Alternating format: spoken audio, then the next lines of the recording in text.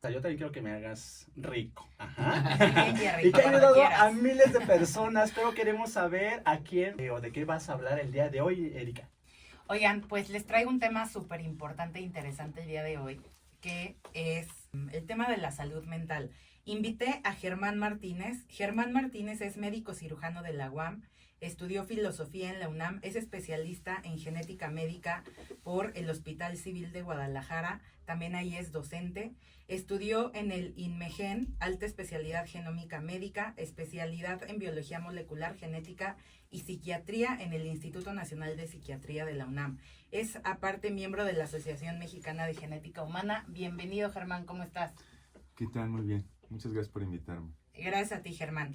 Oye, pues el día de hoy que quiero platicar contigo varias cosas muy importantes. Me gustaría empezar que nos platiques qué es la genética a muy grandes rasgos para entender un poquito más de esto.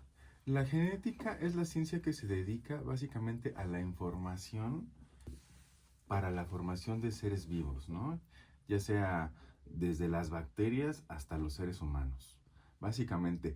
Y de manera específica, por ejemplo, yo soy médico genetista y nosotros nos dedicamos a las enfermedades hereditarias y congénitas.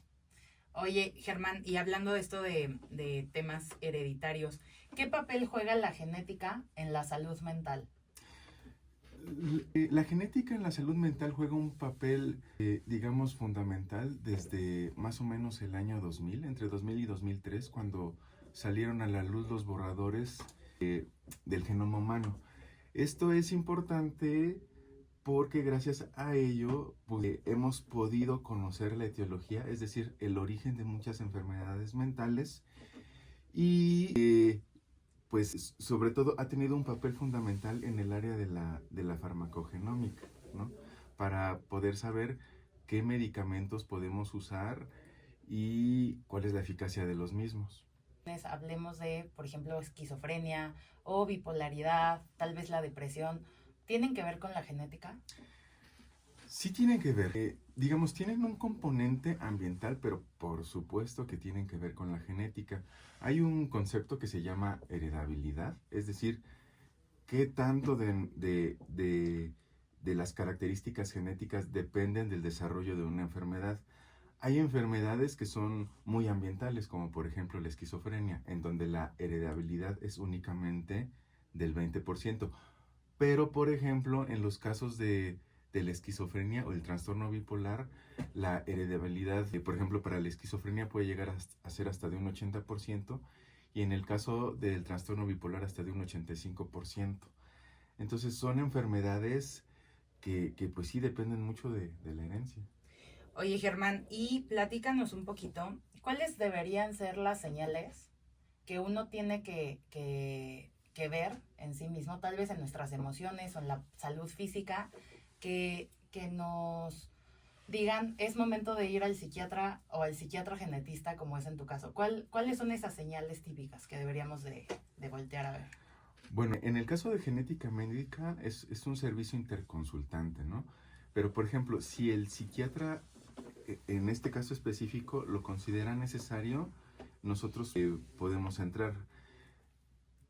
Hay que tener en cuenta que, por ejemplo, en el caso de la esquizofrenia, los pacientes normalmente no son los que acuden, sino son los padres los que se dan cuenta.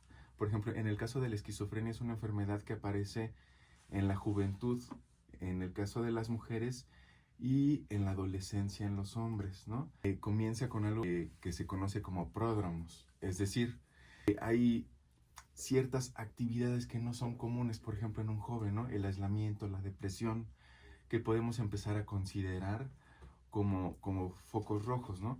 Por supuesto que cuando la enfermedad se desarrolla aproximadamente a los 20 años, pues hay ciertos signos y síntomas que podemos tomar en cuenta, ¿no? Como por ejemplo las alucinaciones, ¿no?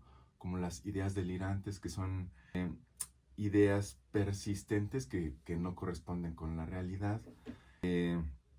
O por ejemplo, ya posteriormente síntomas a los que les llamamos síntomas negativos, ¿no? Como por ejemplo el hecho de tener abulia, es decir, personas que sienten falta de propósito en su vida, o por ejemplo el aislamiento social, o pensamiento desorganizado. Cuestiones como esas, pues obviamente son un foco rojo para acudir con el psiquiatra. Y en el caso del psiquiatra, un punto importante para solicitar la ayuda del genetista son los antecedentes familiares, ¿no? Para eso llevamos a cabo árboles genealógicos, ¿no? Llevamos a cabo pedigrís, en donde podemos darnos cuenta si es que hay patrones hereditarios, ¿no?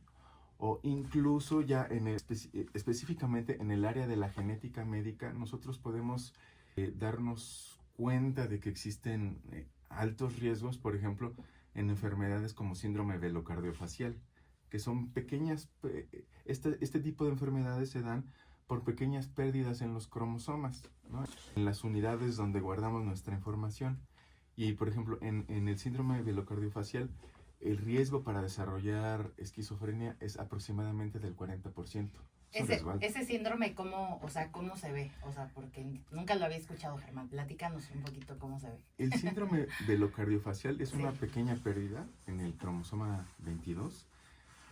Y este síndrome se caracteriza por alteraciones a las que llamamos conotroncales en el corazón, que son alteraciones, por ejemplo, en donde hay una comunicación entre los ventrículos, o incluso pueden ser alteraciones en la rotación del corazón, ¿no? Y por ejemplo, no solo es eso, además podemos encontrar malformaciones como labio y paladar hendido. Entonces, en realidad son síndromes muy complejos. Oye, Germán, y por último me gustaría preguntarte, si yo tengo un hijo, un sobrino, un hermano, o yo mismo considero que tengo alguno de estos focos rojos como temas de aislamiento o todo esto que platicaste, ¿dónde te podemos encontrar? ¿Cómo podemos ir a consulta contigo? Sí, yo estoy en LinkedIn, estoy como Luis Germán Martínez López. Ajá. Y por supuesto pueden enviarme un mail. Yo estoy como luisgerman00@gmail.com. Perfecto, Germán. Oye, pues qué interesante todo este tema. Creo que estamos muy acostumbrados a, muchas veces en México, hasta la automedicación. Yo he escuchado 1000 veces que Ribotril, que Xanax y que Tafil y todo el mundo. Pero lo más importante para cuidar nuestra salud mental, considero, es acudir a especialistas aquí como Germán, que te agradezco mucho que hayas venido a platicarnos el día de hoy.